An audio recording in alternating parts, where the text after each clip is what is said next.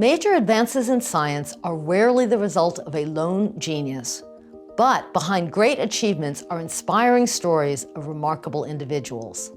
Since 1899, the American Physical Society has worked to advance and diffuse the knowledge of physics for the benefit of all. APS honors are how we, as a community of physicists, recognize and celebrate those who further this important mission through their work and through their lives. Early career scientists are a critical piece of our community. They bring new ideas and perspectives to the table, and sometimes even transform the direction of an entire specialty area of the physics discipline. The Georgie Valley Junior Prize recognizes an early career individual for outstanding scientific contributions to physics that has significant potential for a dramatic impact on the field. The 2022 recipient is Andrew Lucas for pioneering contributions to developing the theory of hydrodynamic transport in interacting electron fluids.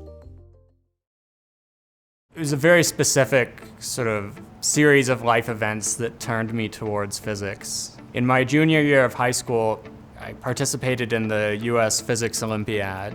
After that experience, I sort of thought, well, maybe I should take physics more seriously.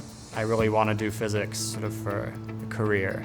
I had a pretty direct route. I knew that was going to be my major, and I took lots of classes. My undergrad mentor, Chang Kee Jung, right as he actually got to Stanford, he really took me under his wing and advised me, and so that was really meaningful. There was a emeritus professor, Sandy Fetter, who was looking out for me, trying to get me more involved in the department doing research.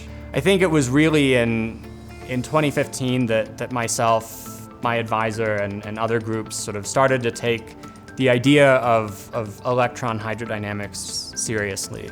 And all hydrodynamics is the theory of what happens when you take many particles, conserving these same quantities, and you allow them to interact and collide off of one another. And you ask what happens if you zoom out, and you look not at individual collisions, but at the macroscopic many-body dynamics as a whole. A good analogy to have in mind is that we don't fly airplanes successfully because we model each of the individual molecules of air that bounce off of the wings. Instead, we recognize that the air moves as this collective medium, and we only need a few things like density and temperature and velocity. And just knowing those few things is sufficient. Just like for the plane, we don't need to calculate what each molecule is doing. We can instead just calculate the collective fluid flow over the wings. Our inspiration was that the same thing would also be true in the electron fluid. You wouldn't need to keep track of every single electron as it bounces around inside of this crystal lattice of atoms, but instead you could just keep track of the collective motion of the electrons. Part of the joy in doing physics is that you don't have to know the details about how every single thing works, because with just a few of the building blocks, you can really piece everything together. I wouldn't describe sort of taking on challenges in physics as zero-sum, like if you're not successful, then it was all a waste of time. I think that when you approach a difficult problem, it's often the case that even if you don't solve the original problem you were looking to solve, you've still learned a lot of really valuable things in the process. You can think of working in theoretical physics as sort of like hiking or climbing one of the mountains behind me, that you can kind of see your way up to the summit. Although maybe you can't see the summit directly, you just sort of know whether you should be going up or down. But there's many paths that you can take to get there. And many people, may reach that same place, but have taken different paths. Part of the joy in working on these problems has just been the ability to work with so many different types of physicists and interact with so many different types of physicists, to have them all come together to the same conference and talk to each other and share ideas. That's been the most enjoyable part of this.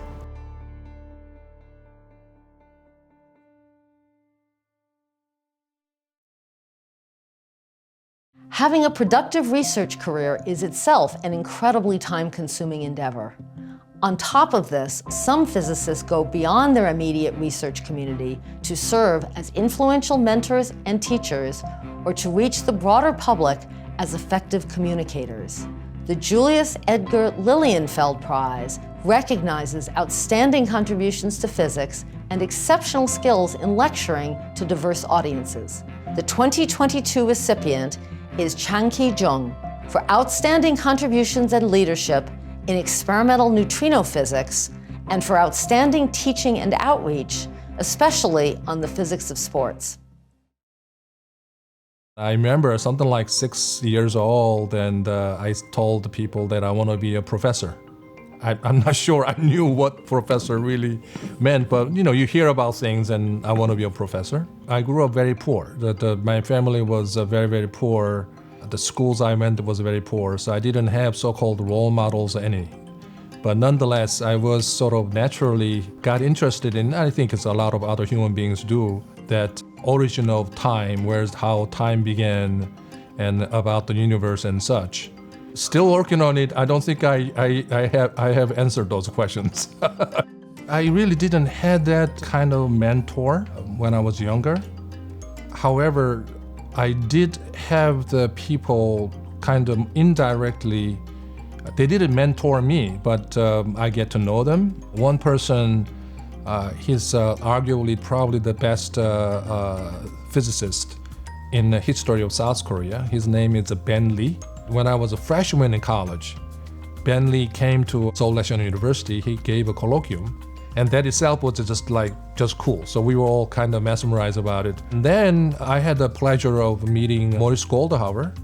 He is, I will say, another legend in our field. And Maurice Goldhaber is the first person who experimentally determined how long protons can live.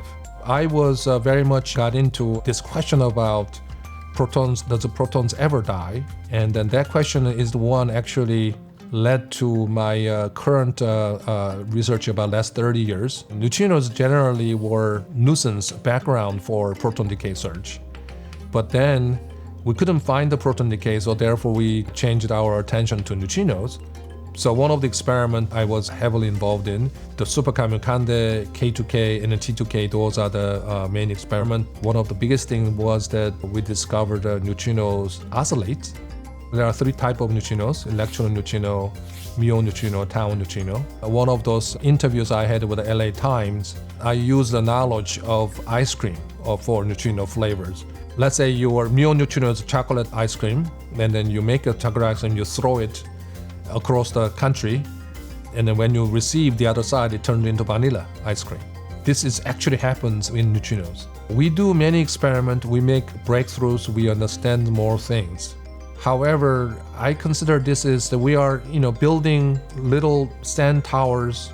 Towers get bigger and bigger, but still, it's a long way to go. Physical sports, I offered in 2003.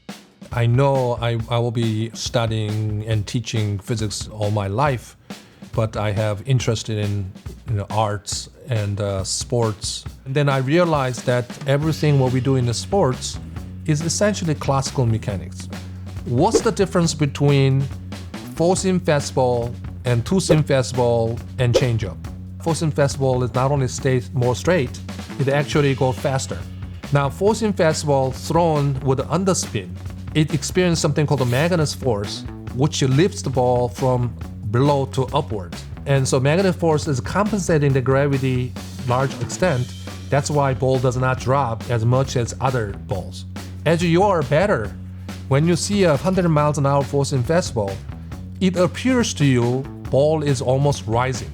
But that's an optical illusion because the pitcher mound is higher up, and then ball doesn't drop as much as other balls. As a lecturer, as a professor, the way I see it is that no matter what topic I teach, as you walk in the classroom, essentially you have to consider yourself as a performer. So you have to know the level of students and then how to get their attention. But most importantly, you need to able to convey the enthusiasm. And then students can see that. That is like pleasure. That's the really pleasure of this life as being a professor here. And that's the pure joy of or being a professor. And in fact, it's the joy of my life.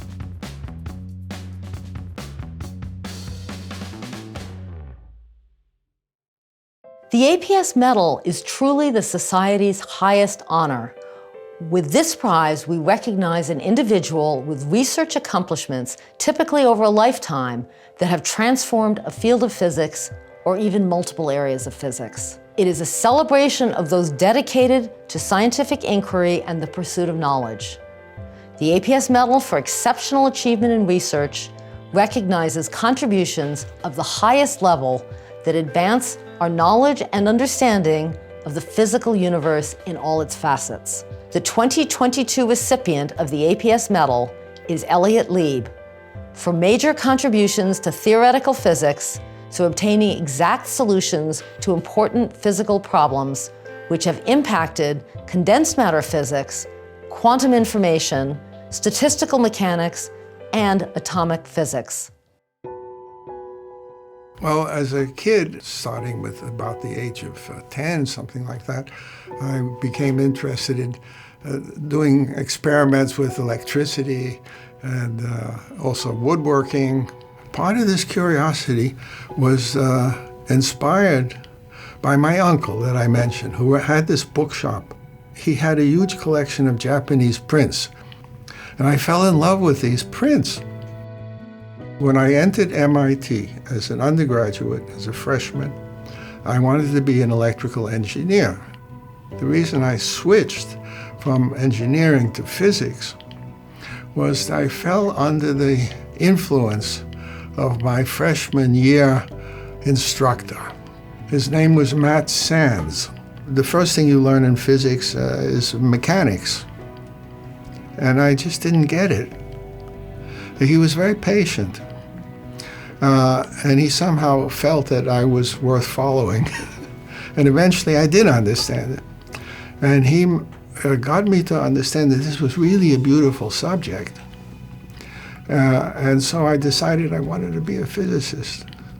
Science is an international enterprise, and I saw it in several ways. And when I finished my degree, I decided I would go next to Japan. I learned Japanese and at least enough to get around. It was a wonderful, fantastic experience. Just after I got my PhD, I realized, I have to say this frankly, my thesis was not very good. It was okay. And I thought about joining the State Department as a scientific attaché, but I did not do this. Otherwise, it was I just kept going. Maybe I was not really any good at anything else. So I don't get discouraged. I just wait for the next tsunami to. Once in a while, one is lucky and one produces a really good paper, which you know is important even if nobody else knows it's important. And there have been papers like the strong subadditivity of entropy. That's one. I worked for 2 years on that all by myself. The other was this ice problem. The other thing was the stability of matter thing and why that works. These were high points, really high points. The year in which I solved this ice problem was 1968.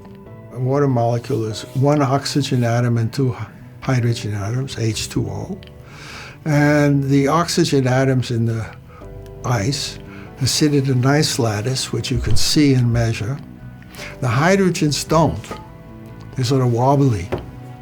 And this wobble never goes away. You can estimate that the number of configurations, number of possible states of the ice would be with all possible wiggles. That's the entropy. What remained to be done was to actually prove this. Actually calculate this number. So the number of ways you can put in these hydrogen atoms in such a way that at every point where there's an oxygen, there are two on the close side and two on the far side. That's a tough problem. And I solved that. The answer was 4/3 to the 3/2. Incredible, because I did it on a weekend. You asked me how I felt, that's how I felt. If I could start all over again, what would I tell a young person at this age? I would say, don't give up. If you think you can do something, just do it. Physics is made up of many parts, as we've come to understand. It's not. It used to be thought that there's one genius who starts everything. It doesn't work that way, if it ever did. Physics is a big enterprise with many people doing various things, being held together by a common interest in science. And it's important to have scientific institutes like the American Physical Society that bring all this together and publish journals and so on. And bit by bit, these different pieces interlace and interlock and produce, at the end of the day, something that's of value to the common good.